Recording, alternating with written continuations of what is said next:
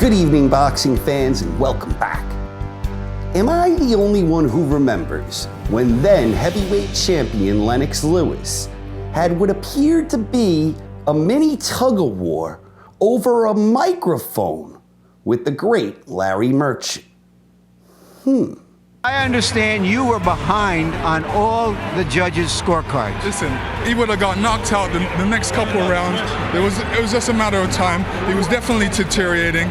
So I don't even know what you're talking about, Larry. Well, I'm telling you what the score is. Huh? I'm just telling you what the scoring of the officials was. Oh, okay.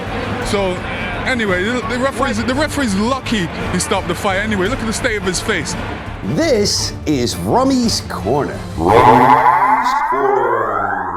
There's no way he could have finished the fight. If you look at the state of his face, there's no way. He's lucky the fight was stopped.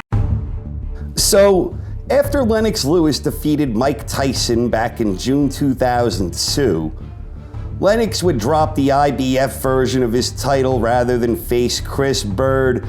And if I remember correctly, he was still looking to get Tyson to honor their rematch clause, which was a bit of a minor breach in regular protocol.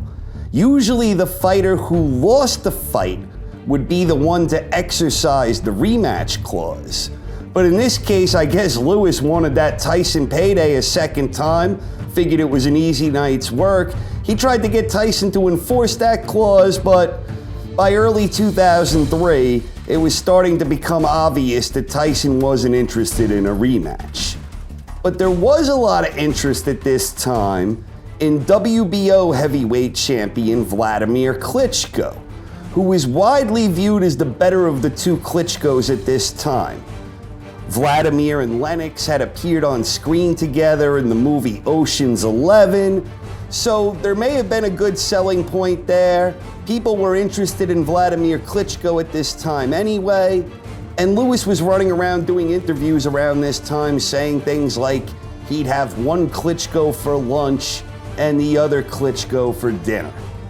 But in March 2003, Vitali Klitschko's train was derailed by Corey Sanders.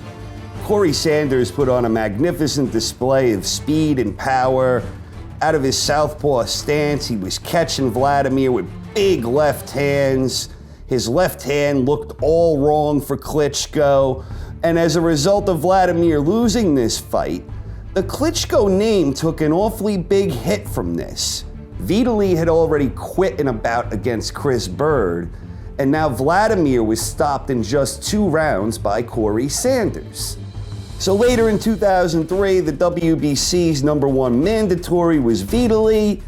He was scheduled to face Cedric Boswell on the undercard of a bout that was featuring Lennox Lewis versus Kirk Johnson. But Johnson had to pull out of the fight with a pectoral muscle injury.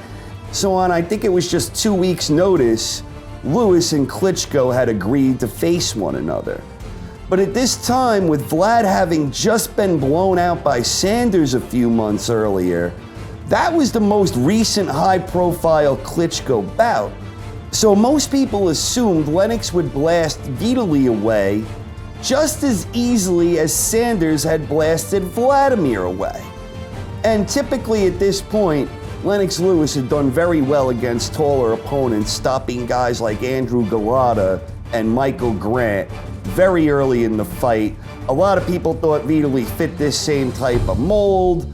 Anyway, Lennox enters the ring. He's dancing around like a maniac, and meanwhile, Vitali's glaring over at him like some type of Terminator Frankenstein hybrid. And the demeanor of the two fighters couldn't have been any more different. These guys had a real nice, intense stare down right before the action got underway. In round 1, it was started off as a feeling out type of round. Both guys were awkwardly pawing around with their left hands before they started finding the range a little better. And then both guys started landing some stiffer shots. But to the surprise of most of the viewing audience, Vitali was getting the better of these exchanges. And he had Lennox looking uncharacteristically uncomfortable inside the ring. Klitschko had immediately established that he was there to fight. He wasn't there to lay down and surrender. And Lennox looked as if he then realized, hey, This looks like it's going to be a tougher than expected night in front of me. In round 2, Vitali was clearly doing the better work. There were several different instances where Klitschko rocked Lewis with hard, thudding right hands and some powerful-looking short combinations that often stemmed from the jab.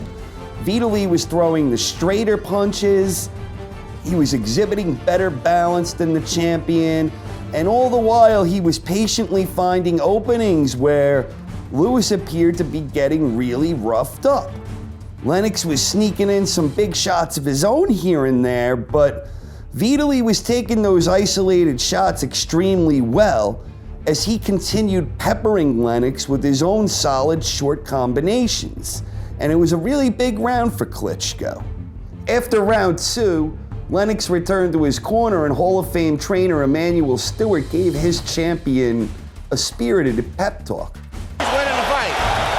You've got to take it to him now, okay? You've got to experience in these big fights. You're getting hit sitting out here trying to time him. Take it to him now. The left hook is working good.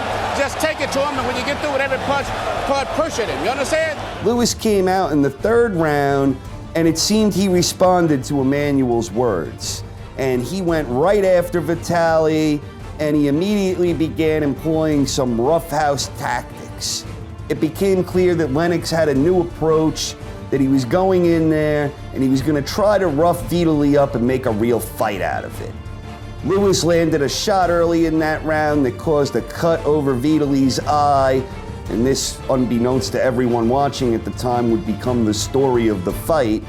But Klitschko started resuming his attack, and in the 3rd round, both guys were just pounding each other with one hard shot after another. It was a good competitive round. At the end of the 3rd round, Klitschko's eye seemed pretty messed up. HBO commentator George Foreman was going on about how bad that cut was since shortly after it first surfaced and began spewing blood. Little did we know at this time, we hadn't really seen nothing yet, but the cut over Klitschko's eye already appeared bad, and this was just 3 rounds into the contest. Round 4, Lewis goes after Vitali again. Some roughhouse type fighting was going on, and both fighters crashed into the canvas while in the midst of initiating a clinch, it looked like. But the basic pattern from the previous round continued. Both of these guys were trading a lot of big thudding shots, and there was a lot of clinching in between the numerous short bursts of action. Early in round 5, Lewis suddenly seemed to discover that he could land his uppercut whenever him and Klitschko were together in close quarters. Vitali landed a nice right hand at one point, and then the two got caught in another half clinch where Lewis threw a series of hard body shots before Klitschko tried firing back with an uppercut of his own. Klitschko would have another nice flurry in this round, and the pattern of the previous 2 rounds continued. Both guys landing big shots and roughing each other up when in close. And Vitali's eye was starting to really look seriously messed up in between rounds 5 and 6. In the 6th round, more clubbing action to start the round. About a minute or so into the round, Lewis landed a nice monster uppercut that Vitali somehow managed to take in stride amazingly. And not long after this, Vitali would land a nice uppercut of his own, and this round had more of the same. Trading back and forth, more big hard punches, and as the round started drawing to a close near the end, Lewis landed another terrific uppercut before the round ended. Lewis then collapsed into his stool, seemingly exhausted. Vitali's eye was a horrific mess in the other corner, and then the fight was stopped. And really, the rest is history. Vitali ran around the ring angrily protesting the stoppage, but meanwhile his eye was a total mess. Lewis was victorious, but it was a fight where he was down on all 3 of the official judges' scorecards at the time of the stoppage. This fight had rematch written all over it. It was the rematch that everybody wanted to see, but it never happened. Lennox had initially expressed interest in a rematch in the aftermath, And then later that year, Klitschko had demolished Kirk Johnson. Lewis retired shortly after that. And for a brief time, Vitali Klitschko was widely regarded as the best heavyweight in the world. He would only go on to have 2 more fights during that stretch, first avenging his brother's loss to Corey Sanders, and then he would have 1 more fight in April 2004 against Mike Tyson conqueror Danny Williams. But in late 2005, Klitschko had to retire due to excessive injuries, which caused repeated postponements of a fight that was supposed to happen between Vitali and Hasim Rahman. Klitschko remained retired for nearly 3 full years before ultimately making a successful comeback. Meanwhile, Lennox retired as an all-time great, having defeated every man he ever faced inside the squared circle as a professional prize fighter. And that's not something too many boxers in the rich history of the sport can say. Lennox was and is truly an all-time great. So what would have happened if they had a rematch? What would have happened if they allowed Vitali to come out for round 7? I don't know the answer to those questions, and we'll never know, unfortunately. But this topic, TKO6, the battle of Lennox Lewis and Vitali Klitschko, this remains to this day to be one of the most popular topics on boxing message boards in the history of boxing message boards. And I predict this will continue to be a hot topic of debate among boxing fans for many, many years to come. This is Rummy. Thank you for tuning in. If you enjoyed this episode, please subscribe to my channel.